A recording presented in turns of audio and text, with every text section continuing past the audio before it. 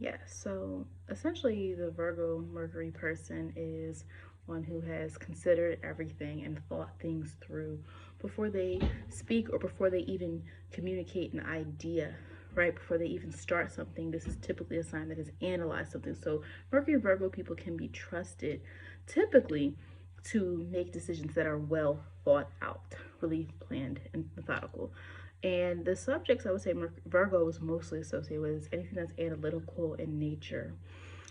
Anything that is process based is something that Virgos and Mercury and Virgos tend to do well when it comes to learning, thinking, and communicating. Mercury and Libra. The Mercury and Libra person is more preoccupied with balance.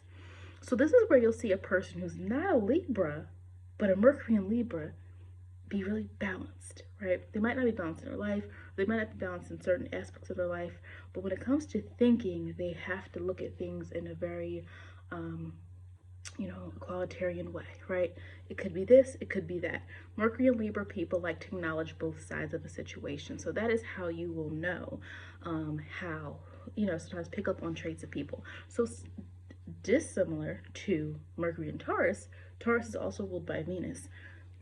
Mercury and Libra will make you feel a little bit more like they're entertaining what you have to say.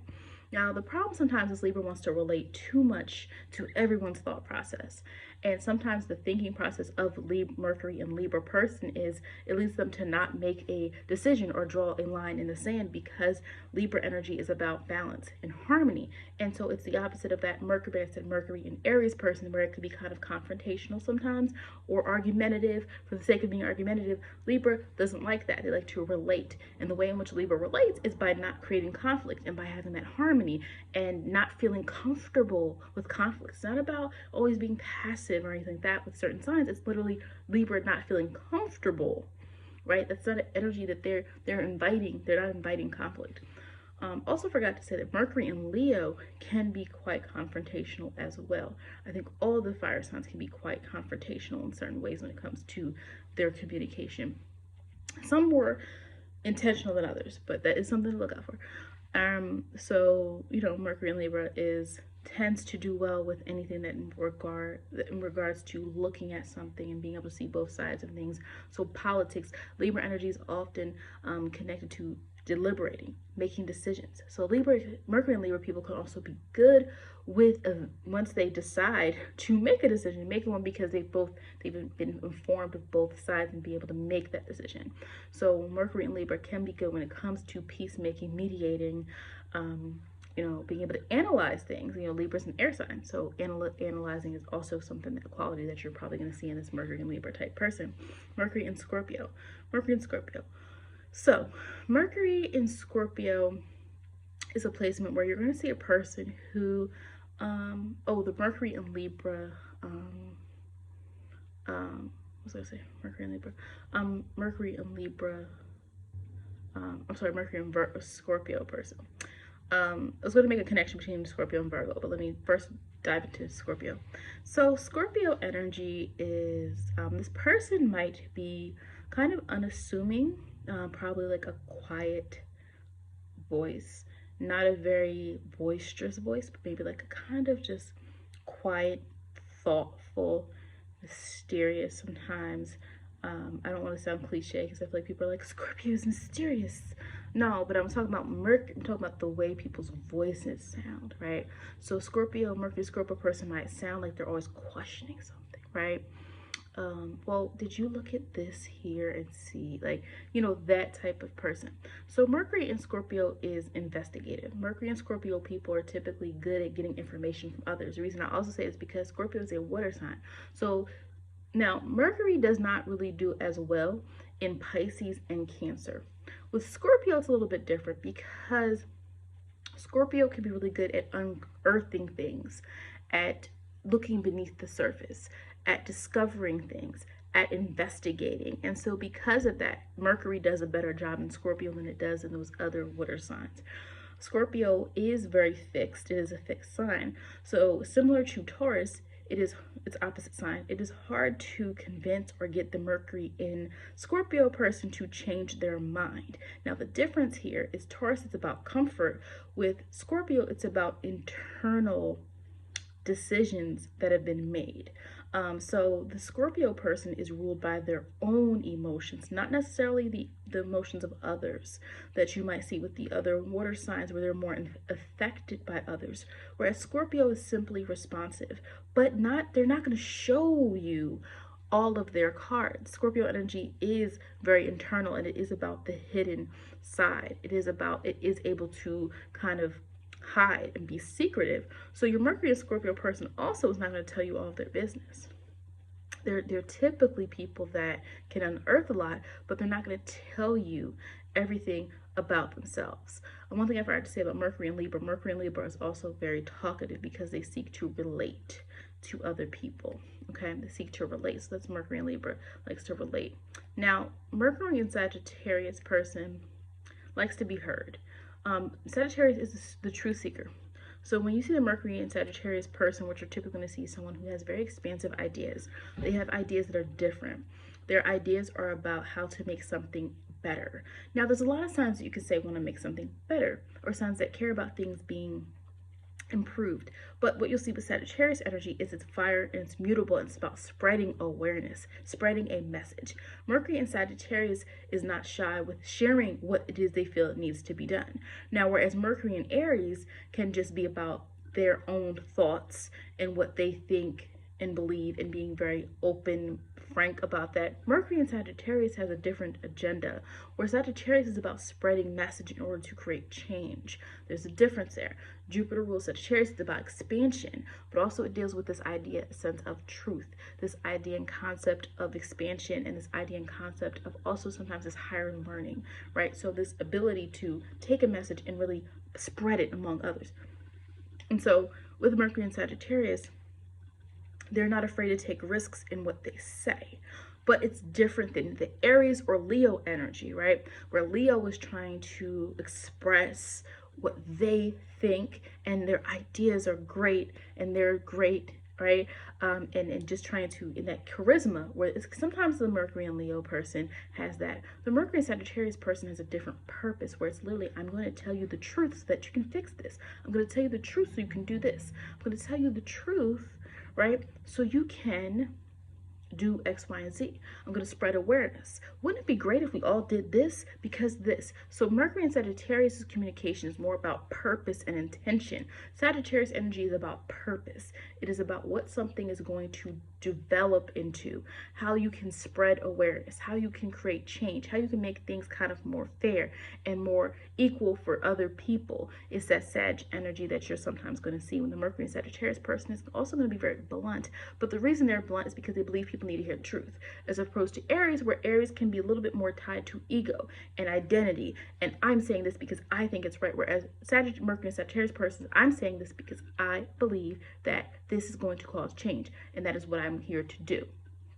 Okay.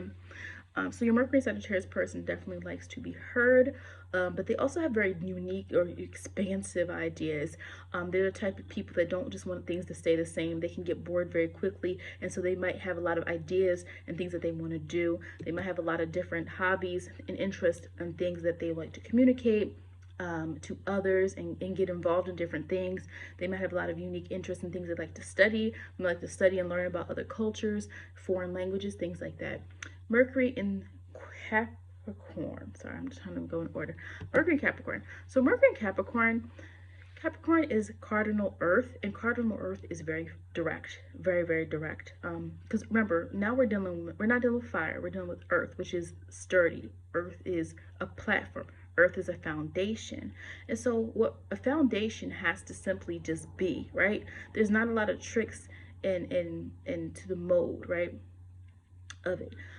So with the Sagittarius, the Capricorn, the Mercury and Capricorn person is very direct. They like to get to the point. Now, without the flair of Mercury and Aries, because remember I said Mercury and Aries might have that very loud voice, or that very sometimes sense of humor, whereas with Mercury in Capricorn, it's going to be more of a dry humor, right? Your Mercury and Capricorn person might have more of a dry humor, more of a, more not gonna say twisted, but their humor is not going to be light and all of that, right? They might be the type of person that jokes about catastrophe or jokes about things that may not typically be funny. So Mercury and Capricorn person tends to be very direct. They're not really flowery with their language, not like a Virgo energy person or a Gemini or Sagittarius.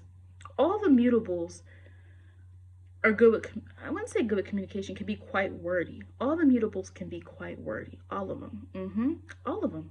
Now, there's some that are more communicative and more direct, but all the mutables can be quite wordy and just expressive, and especially in writing, the mutables.